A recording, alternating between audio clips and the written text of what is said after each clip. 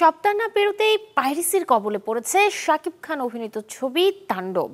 শনিবার সকালে বিভিন্ন অনলাইন মাধ্যমে ছড়িয়ে পড়ে রায়হান রাফি পরিচালিত সিনেমাটির এইচডি প্রিন্ট। এই নিয়ে বিকেলে গণমাধ্যমের সামনে মুখ খোলেন তাণ্ডবের প্রযোজক শাহরিয়ার শাকিল।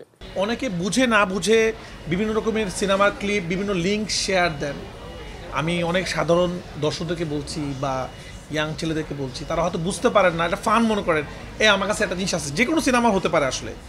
যখন এটা আইনি পদক্ষেপ যখন নেওয়া হবে, তখন কিন্তু যেই মানুষটা এটা শেয়ার দিয়েছেন সেও কিন্তু এটা আয়ত্তে পড়বেন। তখন কিন্তু এটা বলার সুযোগ নাই যে আমি তো এমনিই জাস্ট মানুষকে দেখাইছি, এটাও একটা অপরাধ।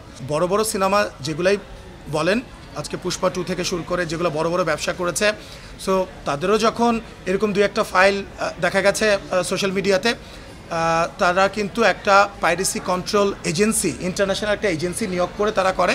ওই একই এজেন্সি আমরা নিয়োগ করে প্রথম থেকেই আমরা নিয়োগ করেছি, কারণ আমরা জানি যে এই ধরনের ঘটনা ঘটতেই পারে। তো সেখান থেকে আমরা এটা কিন্তু একটা কন্ট্রোলে নিয়ে এসেছি।